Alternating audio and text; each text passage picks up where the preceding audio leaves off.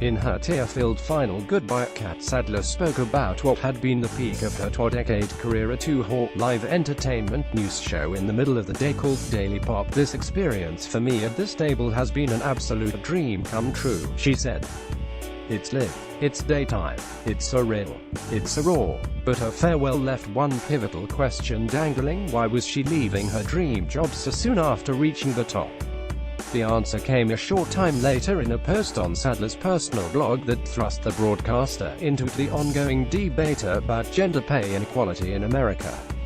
As she spent months shuttling from the daytime Daily Pop to E! News at night, an executive at the company informed her that her co-host, a man she had lovingly referred to as "my TV husband," was making nearly double what she made, even though they started at the network in the same year and were doing basically the same job.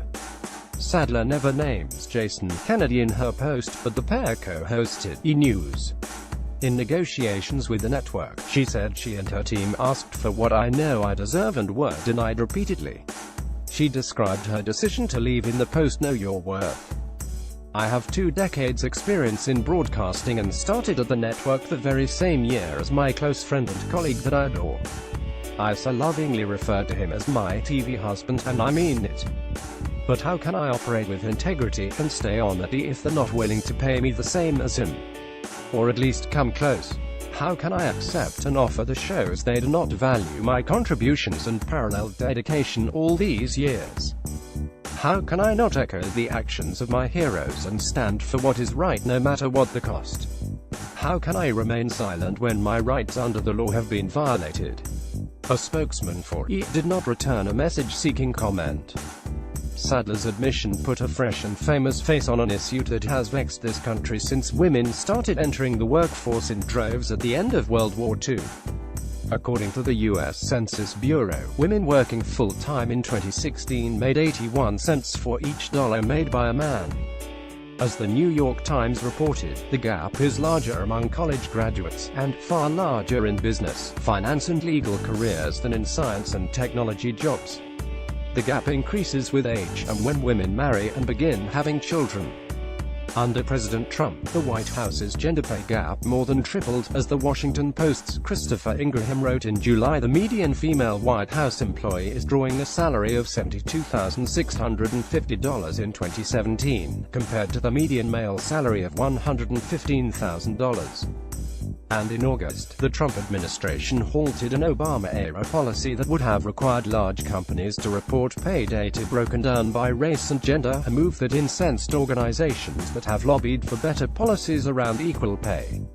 Some of the pay gap's most vocal critics have been women like Sadler, who already have a megaphone of sorts. In 2011, for example, Morning Joe co-host Miko Brzezinski revealed that Joe Scarborough, the MSNBC show's namesake, made 14 times her salary. "It was my fault, ultimately, that I was in the position, because I accepted a deal that wasn't right for me," she said, according to Jezebel. She said it ultimately took 4 tries with MSNBC's Phil Griffin to get it right for myself. In 2015, Jennifer Lawrence, the Oscar winner and Hunger Games megastar, penned a Facebook post called "Why Do I Make Less Than My Male Co-Stars? I Don't Think I've Ever Worked for a Man in Charge Who Spent Time Contemplating What Angle He Should Use to Have His Voice Heard," she wrote. "It's just heard. Jeremy Renner, Christian Bale, and Bradley Cooper all fought and succeeded in negotiating powerful deals for themselves. If anything, I'm sure they were commended for being fierce and tactical, while I was busy worrying about coming across as a brat and not getting my fair share." In her blog post, Sadler said she wanted to set a good example for her 2 children. She said she was also inspired by women who had come forward with stories of sexual assault and sexual harassment, launching the Me Too movement that continues to resonate. "Countless brave women have come forward this year to speak the truth," Sadler wrote.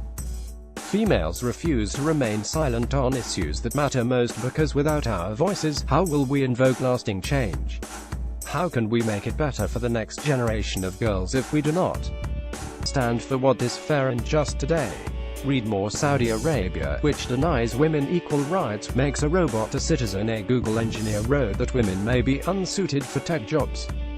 Women wrote back, "I will not wear a hijab." US chess star refuses to attend World Championships in Iran. A Dove ad showed a black woman turning herself white. The backlash is growing.